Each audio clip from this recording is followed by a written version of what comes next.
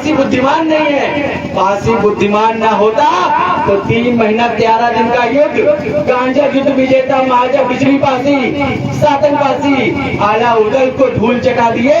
आला उदल कभी हारे नहीं, इन्हीं पसियों ने उन्हें हरा के भेजा, कभी यहाँ मोहब्बत से आए नहीं। योगेश पासी जिंदाबाद। संवैधानिक पद है, उन पे जाके कब्जा कर लीजिए, उसके बाद ही आपके लोगों की सुनवाई भी होगी और आपके लोगों के ऊपर, विपक्षियों के ऊपर कार्रवाई भी होगी। सिर्फ धरना देने से नहीं होगा। कब तक धरना देंगे आप भाई? 307 जैसे मामलों को 323 5506 में खत्म कर देते हैं ये लोग, और उनके 323 5506 को 307 बना। लेकिन समाज के लिए समर्पण रखना ये बहुत बड़ी बात है जो मेरे चाचा जी ने करके दिखाया। ये मेरी भी औकात नहीं है भाई, मैं नहीं कर सकता, लेकिन उन्होंने किया, पर इसीलिए मैं उनको अपना नेता मानता हूँ। और आगे जो भी आदेश होगा डेलीगेशन टीम का, मैं उनके साथ हूँ, उनके लड़के की तरह। और हमारे साथ मंच पर मौजूद हमारे परम पूज्य राकेश बाबू जी, जो हमारे पिता पुत्र है, मैं उनको बहुत सम्मानित, और हमारी मामी जी अर्चना रावत जी हैं, मैं उनको बहुत बहुत साधुवाद करता हूँ। और साथ में हमारे जो सुहेल देव आर्मी के कार्यकर्ता हैं, जिन्होंने बहुत जोश से यहाँ पे पहुंचने का कार्य किया, और ग्रामवासियों का मैं बहुत बहुत स्वागत, नंदन, अभिनंदन करता हूँ। बहुत सारे बच्चाओं ने अपनी बात को रखा और बाबा साहब भीमराव अम्बेडकर के बारे में, शिक्षा के बारे में और महिला सशक्तिकरण के बारे में बहुत सारी बातें बोली गई। बहुत अच्छी बात है, लेकिन आज जैसे मैंने पहले कहा कि ये स्थान चुना गया, ये स्थान चुनने के पीछे कोई ना कोई तो बात है।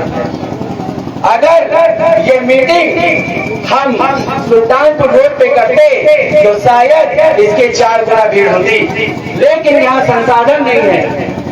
लेकिन तभी ये स्थान चुना गया क्योंकि ये वो किला है जो बहुत दिन से दबा के रखा हुआ था। इतिहास चोरों ने, आज विश्राम दास पासी ने उसको निकाल दिया और देवल पासी जी का नाम से आ गया।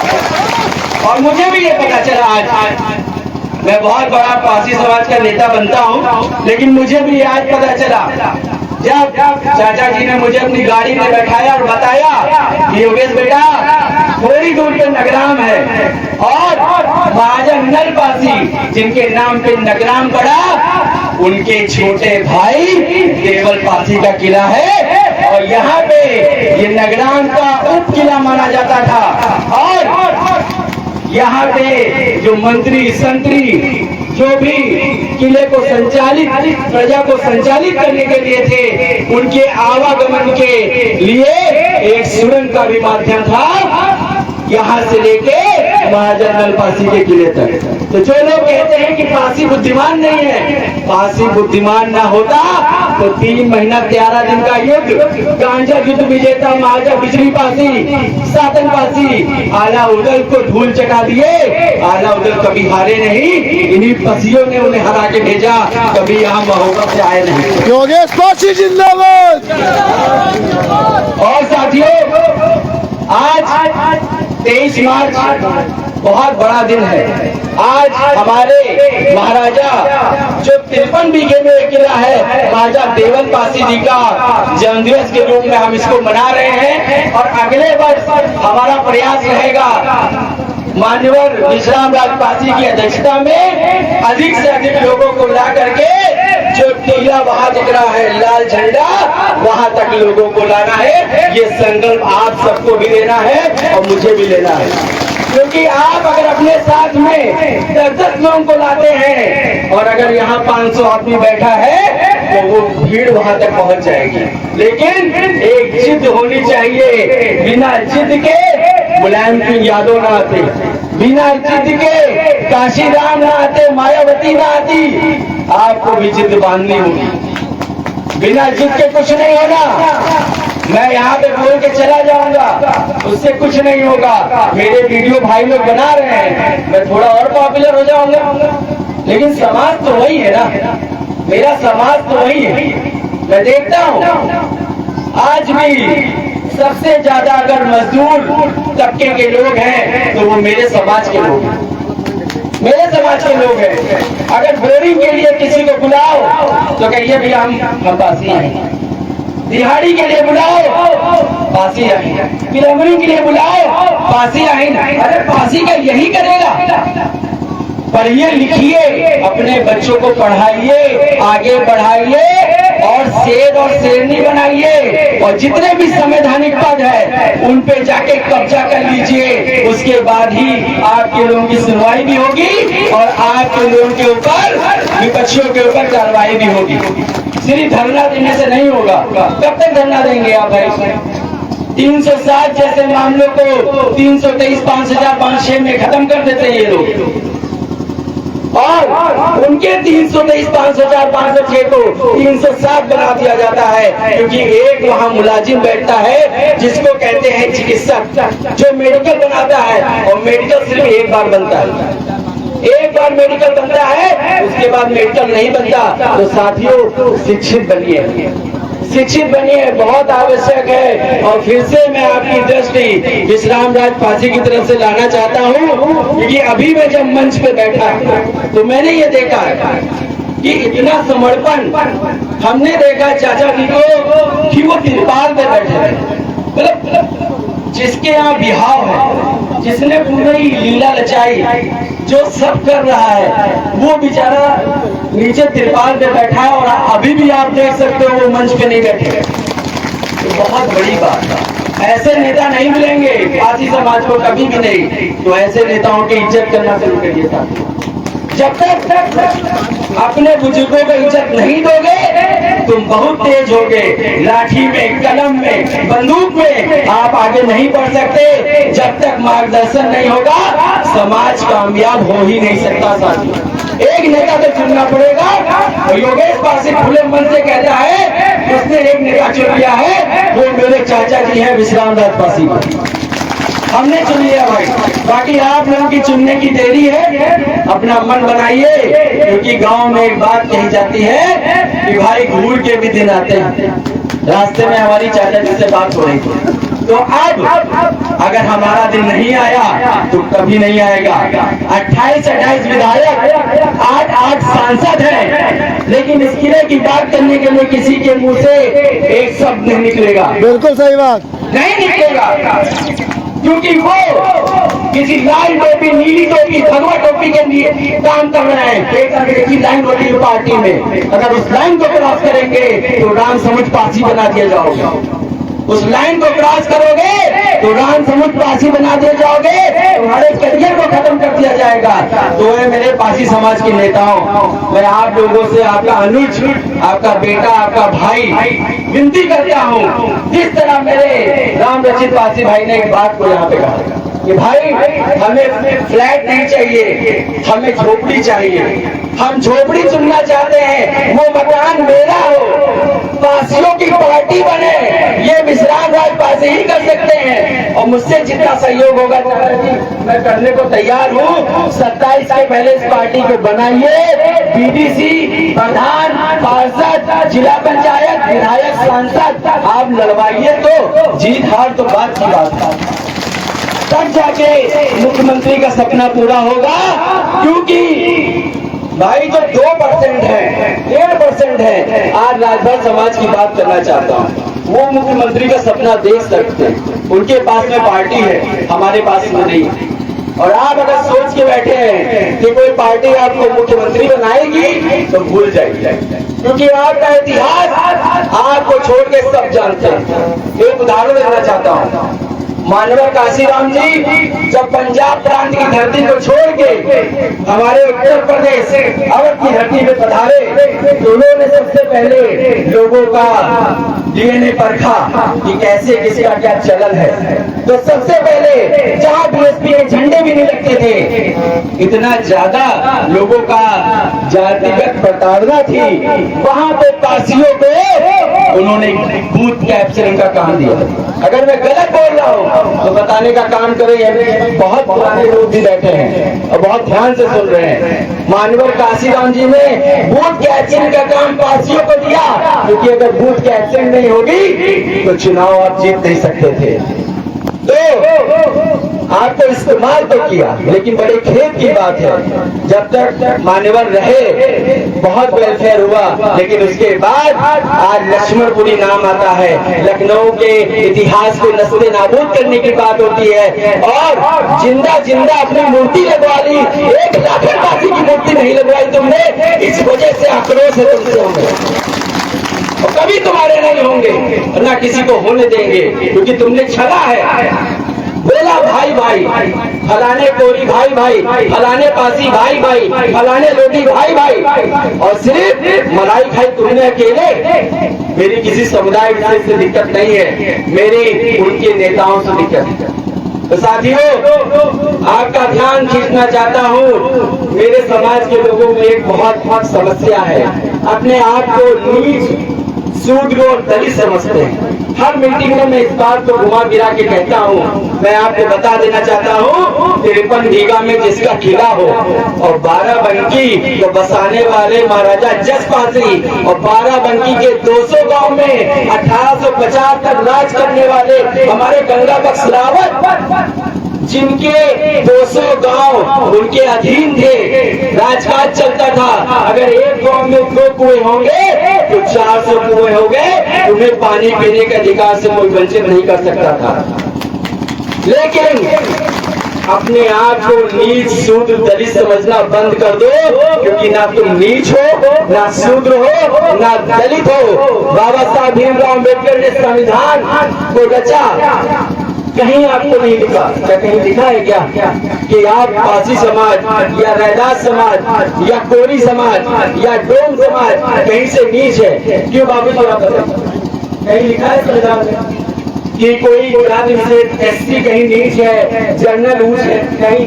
संविधान की रचयिता है। संविधान का निर्माण ही इसलिए हुआ था कि सभी को मुख्य धारा से जोड़ा जाए और सभी को समान अधिकार दिए जाए।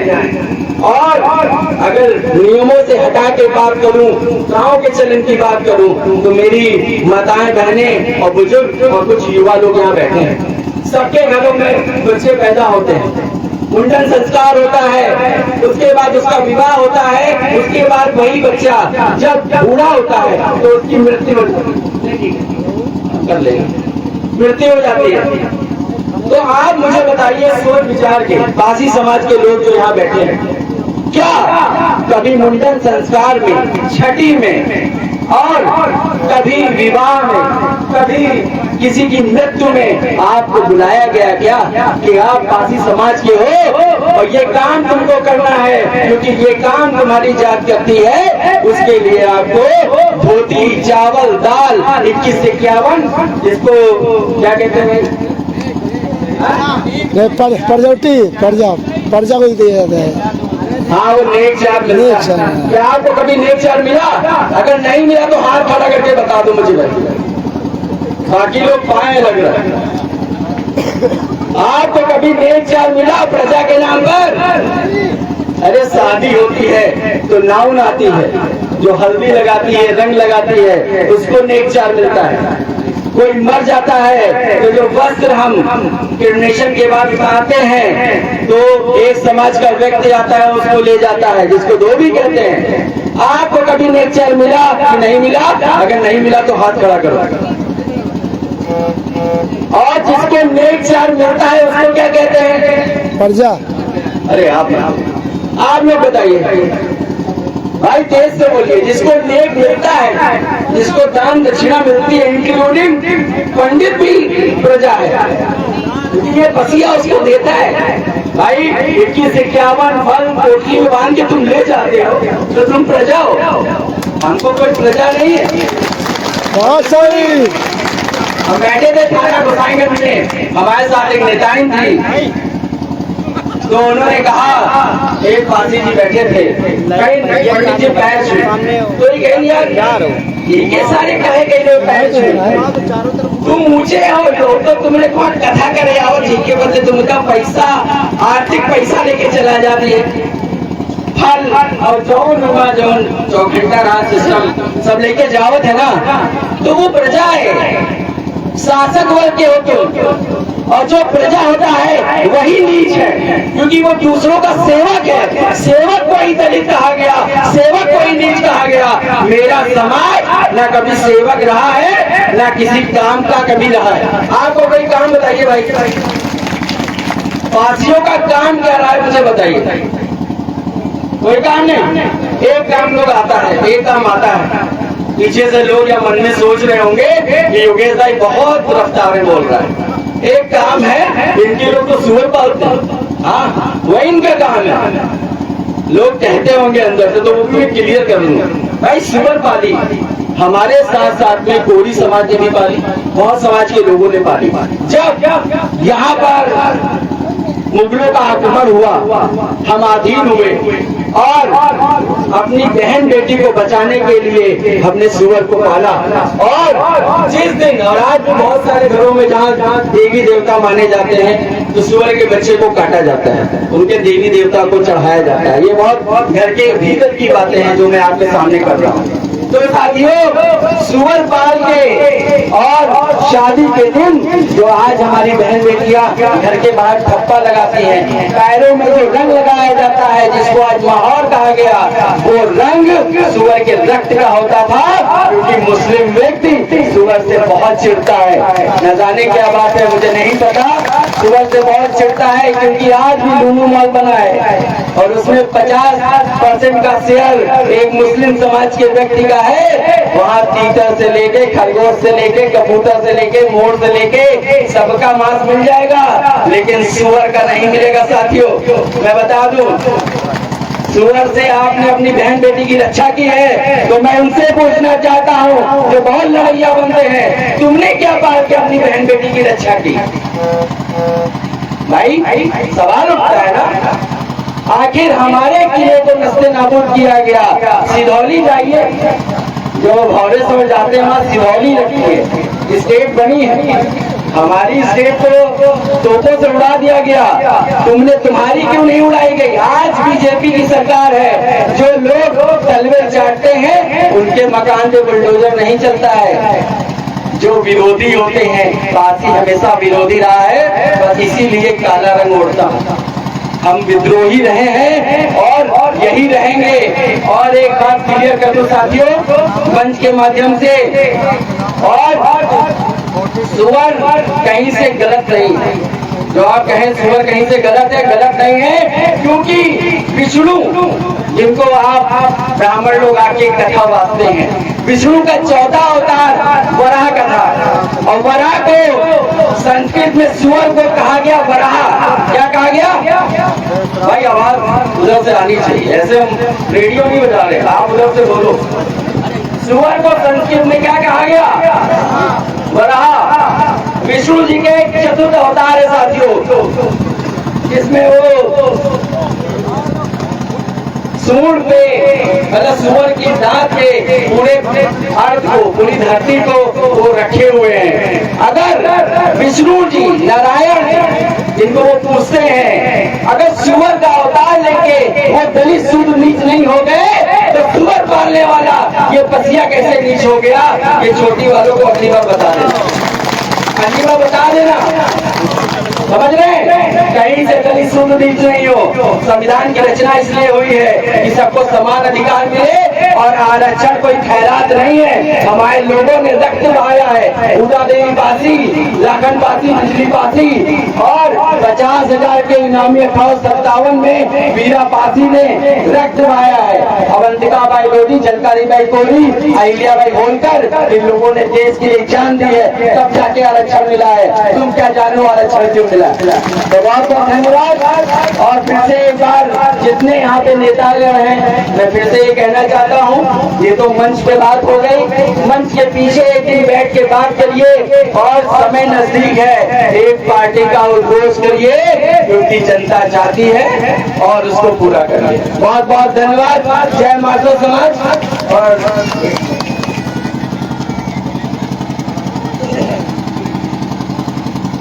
एक बार हमारे मार्शल समाज का मतलब जो हमेशा लड़ाकू रहे, चाहे वो लोधी हो, चाहे कोरी हो, चाहे रहरास हो, उनके महापुरुषों का एक बार नारा हो जाए, माजल्ला गणपति अमर रहे, अमर रहे, अमर रहे। भाई ये बाराबंकी की धरती, बिजली पासी को किले को बचाने के लिए बाराबंकी हरदोई के पासियों का बहुत बड़ा हाथ था। तो आप उनकी आवाज का लेवल भी थोड़ा बड़ा होना चाहिए, आखिर वही डीएनए है ना आपके अंदर।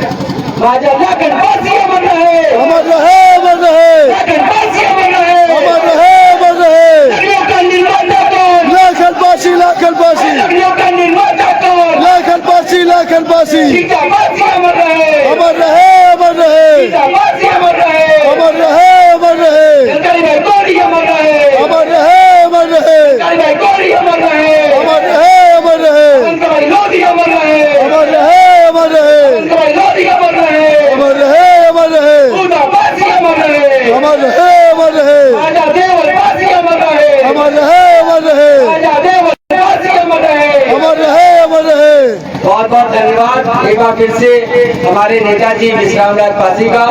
और एक छोटी सी बात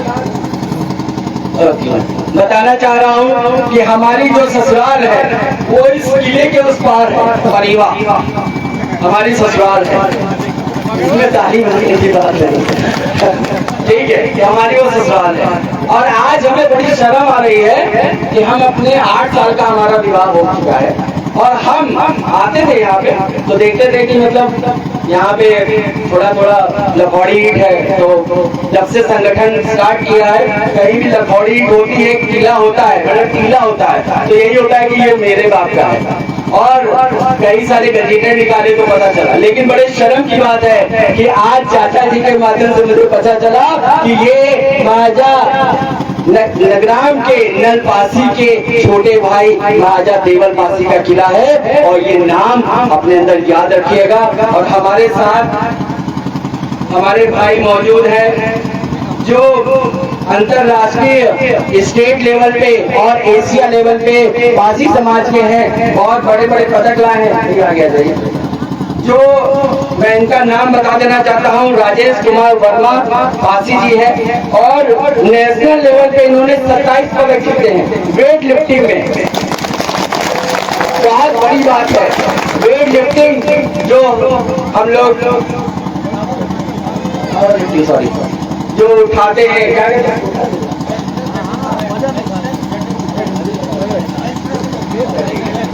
ठीक है, जो हम लोग दोनों हाथों से जिम में उठाते हैं उसको जो भी नाम है, वो इन्होंने 27 पदक जीते हैं नेशनल लेवल पे। स्टेट लेवल पे इनके पास 100 पदक हैं उस प्रतियोगिता के। और आगामी गुजरात के सूरत में एशिया कप हुआ था जिसमें हमारे भाई ने भारत को रिप्रेजेंट किया, भारत को प्रदर्शित किया, उसमें इन्होंने 4 मेडल जीते हैं जो भैया के पास निकालने का काम करिए। और पावर लिफ्टिंग में भारत की नेशनल रेफरी भी है।